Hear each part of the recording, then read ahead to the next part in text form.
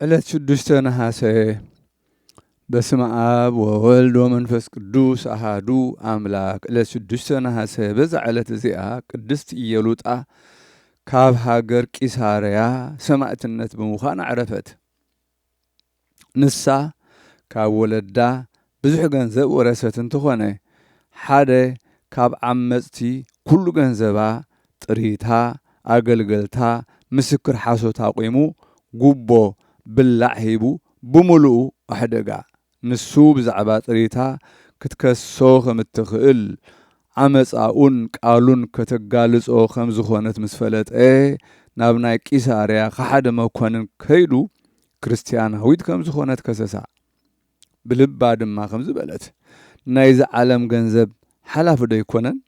እንሆ ካባይ ዓሚፆም ብግፍዒ ወሲዶም ኣለዉ። ኣብ ሰማይ ሰፈር እንተዓደኩ ግና ካባይ ምን ይኽወስዶ ዝኽእል በለት። ኣብ መኮንን ምስ በጽሕት ኣብ ቅድሚኡ ቆይማ ብጎይታና ኢየሱስ ክርስቶስ ተኣመነት። ምስጋና ንዑ ይኹን። ኣነ ብጎይታ ኢየሱስ ክርስቶስ ወዲ ሕያው እግዚኣብሔር ፈጣሪ ሰማያትን ምድርን ኣብ ውሽጦም ዘለኹ ሁሉ ንዝፈጠረ ኣኣምን እናበለት ዓዊላ ኣሰምዐት። መኮንን ተቆጠዐ። ኣብ ሓዊ ክድርብይዋ ኣዘዘ። ኣብኡ ምስ ደርበይዋ ነፍሳ ናብ እግዚኣብሔር ኣማዕቆበት።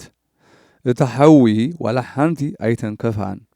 ከምዚ ካብ ማይ እትወፅእ ኣውፅእዋ። ኣብ ክንድቲ ናይ ምድሪ ሓላፊ ገንዘባን ጥሪታን ዘይሓልፍ መንግሥተ ሰማያት ተቐበለት። ቅዱስ ባስልዮስ ብዙሕ ውዳሴ ወደሳ። በረኸታ ምሳና ይኹን ንዘለዓለም ዓለም ኣሜን። ሰላም ለኢየሉጣ እንበይነ ምግባራ ሰናይ ኣመ ውስተ እቶን ኣብ እዋ በውዴተ ብእሲ እኩይ እንዘ ኢሃሎ ላዕሌሃ ኣሰረዋኢ ወፅአት እምእሳት ከመዘ ወፃ እማይ ኣምሳለ ፍቱን ወርቅ ወብሩር ጽሩይ። ሰላም ለኢየሉጣ ብዛዕባ ምግባራ ሰናይ ኣብ እቶን ሓዊ ምስ እተውዋ ብኽሲ ክፉእ ሰብኣይ ኣብ ልዕሊኣ ኸሎ ምልክት ሓዊ ውዑይ ወፀት ካብ መጋርያ ከም ዝወፅእ ካብ ማይ በምሳል ፍቱን ወርቂ ብሩርውን ጽሩይ። በዛ ዕለት እዚኣ ቅዱስ ኣቦ ተጋዳላይ ኣባ ዊፃ ንኣባ ሲኖዳ ረድኡ ኣዕረፈ። እዚ ቅዱስ እዚ ምስ ኣባ ሲኖዳ እናተኣዘዞ ብዙሕ ዓመታት ተቐመጠ። ኣባ ሲኖዳ ከዓ ካብ ጎይታና ኢየሱስ ክርስቶስ ከም ሰምዖ ብዙሓት ምስጢራት ገለጸሉ። ምስጋና ንዑ ይኹን። ንሱ ገድለ ኣባ ሲኖዳ ጸሓፈ። ጽቡቕ መገዱን ኣገልግሎቱን ዝፈጸመ ንእግዚኣብሔር ባህ መሰበሎ ብሰላም ዓረፈ። በረኸቱ ምሳና ትኹን ዘለዓለም ዓለም ኣሜን። ሰላም ለኣባ ዊፃ ኣርአያ ገብሪ ተመሲሎ ረድኣ ሲኖዳ ዘኮነ ኣመ ውስተ ገዳም ሃሎ እንዘይትእዘዝ ሎቱ በኢትሃይዮ ወበኢትኣንትሎ ወአማይረፈ ጸሓፈ ገድሎ ከመ እምኔሁ ተምህረ ወአጽንዓ ኩሎ። ሰላም ንኣባ ዊፃ ብመልክዕ ባርያ ተመሲሉ ረድእ ሲኖዳ ዝኾነ ማእከል ገዳማ ብዝነበረሉ ንዑ እናተኣዘዘ ብዘይሸለልትነት ብምሉእ ሓይሉ ምስ ዕረፈ እውን ጸሓፈሉ ገድሉ ካብኡ ከም ዝተማህረ ከም ዘጽንዐ ኩሉ ብቓሉ። በዛ ዕለት እዚኣ ቅድስቲ ማርያም መግደላዊት ዓረፈት። ጎይታና ካብዛ ቅድስቲ እዚኣ 7 ኣጋንንቲ ኣውፅኣላ። ካብኡ ንሳ ከዓ ሰዓፈቶ። ምስ ካልኦት ኣንስቲ ኮይና እውን ኣገልገለቶ። ንሳ ንጎይታና ኣብ ግዜ ሕማሙ ስቕለቱ ሞቱን ትንሣኤኡን ኣይተፈልየትን ኣብኡ ነበረት። ቅዱስ ወንጌል ከም ዝብሎ በታ ቀዳመይቲ መዓልቲ ናይ ሰሙን ማርያም አንጊሃ ናብቲ መቃብር ከደት። ነቲ እምኒ ከዓ ተገምጢሉ ረኣየቶ። መልኣኽ ከዓ ኣብ ልዕሊኡ ተቐሚጡ ነበረ። ካልኦት ኣንስቲ እውን ምስኣ ነበራ። ነቲ መልኣኽ ምስ ረኣያ ሰንበዳ።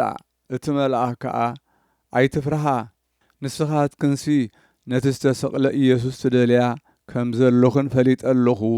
ንሱስ ተንሥኡ እዩ ኣብዚ የሎን ኪዳን ደቀ መዛሙርቱ ንገራኦም በለን።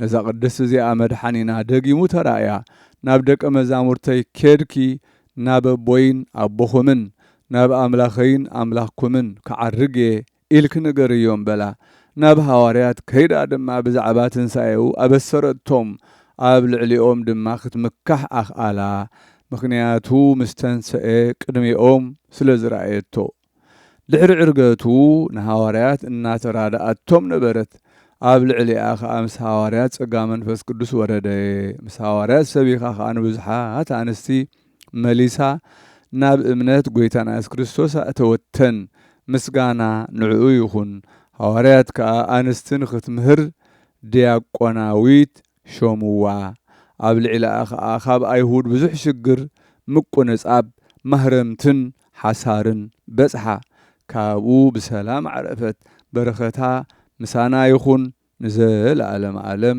ኣሜን።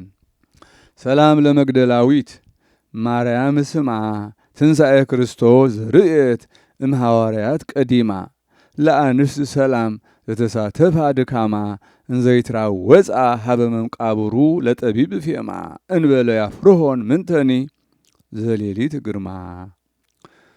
ሰላም ንመግደላዊት ማርያም ስማ ትንሣኤ ክርስቶስ ዝረአየት ንሃዋርያት ቀዲማ ንኣንስቲ ሰላም ዝተኻፈላ ድኻማ እናጐየያ ናብ መቃብሩ ንጠቢብ ንኣምላኽ ፌማ ዋላ ሓንቲ ኸየፍርህን ናይ ለይቲ ግርማ።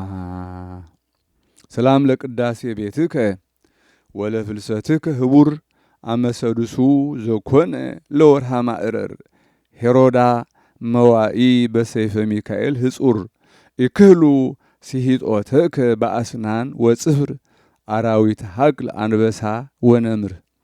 ሰላም ንቅዳሴ ቤትካ ንምግዓስካውን ሕቡር ኣብ ሳድሳዩ ዝኾነ ንወርሒ ማእረር ሄሮዳ ኣሸናፊ ብሰይፊ ሚካኤል ሕጹር ከሰንፉኻ ይከኣሉን በስናን ኮነ በጽፋር አራዊት በረኻ አንበሳ ምስ ነብር። ሰላም ለኢዮልያ ዘተለወታ መዊተ ለእንተ ቀዳሚ ምስሌሃ ሃሬት ህይወተ አዕረፈት ዮም እንዘ ትብል ዘንተ ኢዮጵራቅስያ ከመጸለየት ጸሎተ እግዚአብሔር ጸዋአኒ ሊተ። ሰላም ንኢዮልያ ዘሰዓበታ ብሞት ነታ ቅድም ምስኣ ዝሓረየት ህይወት ኣዕረፈት ሎሚ ከምዝና በለት ኢዮጵራቅስያ ከም ዝጸለየት ጸሎት እግዚአብሔር ጸዊዕንሎ ንዓይ ንድኽምት። በዛ ዕለት እዚኣ ኣባ ተክለ ኢየሱስ ሃዋርያዊ ሰማይት ቢድ አረሚ ዝተቀትለ አዕረፈ በረኸቱ ምሳና ይኹን ዘለዓለም ዓለም አሜን። ሰላም እብል መንፈሳዊ መምህር ኃጢአት ህዝቡ ዘጾረ መስቀሎ ለወልድ ሰው በተዘከረ ተክለ ኢየሱስ በእብን አጽመ እንግዳሁ ሰበረ ወበጋጋ ሐጺን ካዕበ ሃቁየሁ አሰረ። ሰላም እብል መንፈሳዊ መምህር ኃጢአት ህዝቡ ዝጾረ መስቀሉን ወልድ ምስተዘከረ ተክለ ኢየሱስ በእምኒ አጽመ አፍ ልቡ ሰበረ ብሰንሰለት ሐጺን ድማ ሕቂኡ አሰረ።